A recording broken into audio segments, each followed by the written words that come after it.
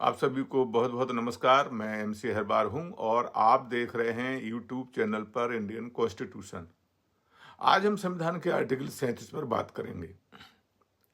Article 36 और article 37 भारतीय संविधान में उनके प्रावधान क्या हैं।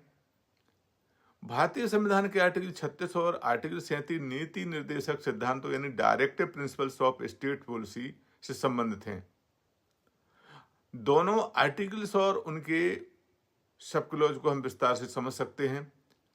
सर्वप्रथम हम आर्टिकल 36 की परिभाषा को जानें। आर्टिकल 36 केवल राज्य की परिभाषा देता है और इसका कोई सब क्लॉज संविधान में नहीं है और यह परिभाषात्मक आर्टिकल्स है जो है बताता है कि संविधान के भाग 4 में राज्य का वही अर्थ है जो भाग 3 में आर्टिकल 12 में दिया गया है।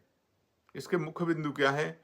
यह परिभाषा केंद्र सरकार, राज्य सरकार, स्थानीय निकायों और अन्य सरकारी संस्थाओं को शामिल करती है। आर्टिकल 37 के नीति निर्देशक सिद्धांतों का पालन करने के लिए संविधान में इसके मूल शब्द क्या है कि हिंदी में शब्द यदि हम समझें तो इस भाग में निहित नीति निर्देशक सिद्धांत न्यायालयों के में मान्य नहीं होंगे परंतु राज्य के लिए शासन के सिद्धांत के रूप में अनिवार्य होंगे और यह राज्य का कर्तव्य होगा कि वह इन सिद्धांतों को विधि बनाते समय लागू करे। The provisions contained in this part shall not be enforceable by any court, but the principle therein laid down are nevertheless fundamental in the governance of the country, and it shall be the duty of the state to apply these principles in the making laws. Article 37 के महत्वपूर्ण प्रावधान उसका विश्लेषण भी हम कोशिश करते हैं। यह न्यायालय में मान्य नहीं होंगे। नीति निर्देशक सिद्धांत को न्यायालय में मान्य नहीं किया गया है। इसका मतलब यह है कि कोई नागरिक इन सिद्धांतों के आधार पर अदालत में सरकार के खिलाफ मुकदमा दायर नहीं कर सकता है।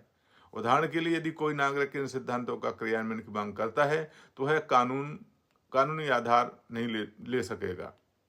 यद्यपि ये सिद्धांत न्यायालयों में मान्य नहीं है लेकिन ये देश के शासन के लिए मौलिक अधिकार हैं। राज्य का एक कर्तव्य को है कानून बनाते समय सिद्धांतों को लागू करे। इसका मतलब है कि सरकार को नीति निर्धारण करते समय इन सिद्धांतों को ध्यान में रखना होगा ताकि देश में सामाजिक और आर्थिक न्याय सुनिश्चित हो सके।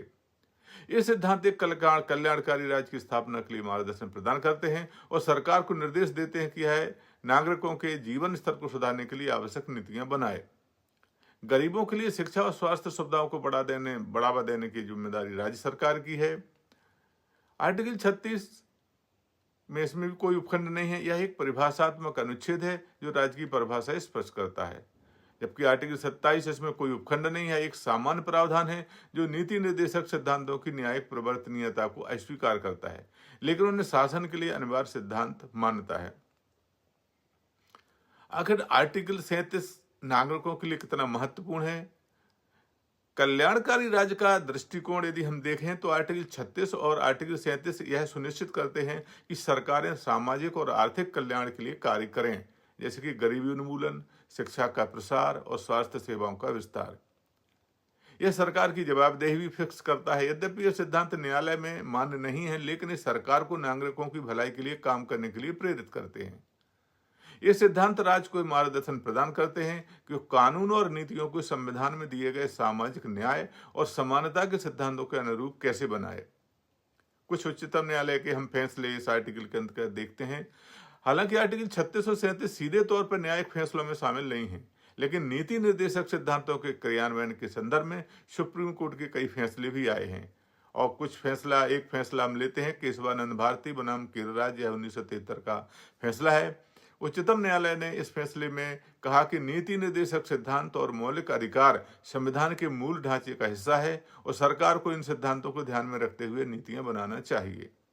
एक अन्य प्रकरण में उच्चतम न्यायालय ने उन्नी कृष्णन बनाम आंध्र प्रदेश 1993 के फैसले में कहा कि शिक्षा के अधिकार को मौलिक अधिकारों के रूप में मान्यता दी और कोर्ट ने कहा कि नीति निर्देशक सिद्धांतों के अनुसार राज्य को नागरिकों के लिए शिक्षा की सुविधा सुनिश्चित करना होगी।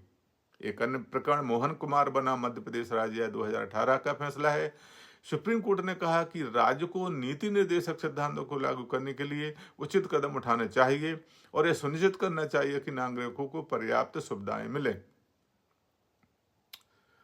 आखिर आर्टिकल 36 और 37 को हम यदि सारांश रूप में देखें तो आर्टिकल 36 राज्य की परिभाषा को बताता है, जबकि आर्टिकल 37 यह सुनिश्चित करता है कि नीति निर्देशक सिद्धांत राज्य के शासन में मौलिक सिद्धांत होंगे। भले ही ये न्यायालय में मान्य नहीं है, ये सिद्धांत एक कल्याणकारी राज्य के निर्माण की नींव रखते हैं और सरकार को नागरिकों के सामाजिक और आर्थिक कल्याण के लिए प्रेरित करते हैं।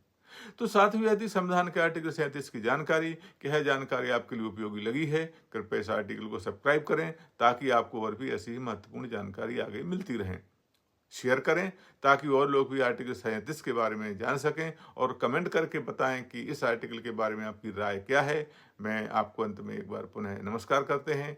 जल्दी हम एक नए आर्टिकल के साथ आपके समक्ष पुनः होंगे। आपको बहुत बहुत नमस्कार, धन्यवाद।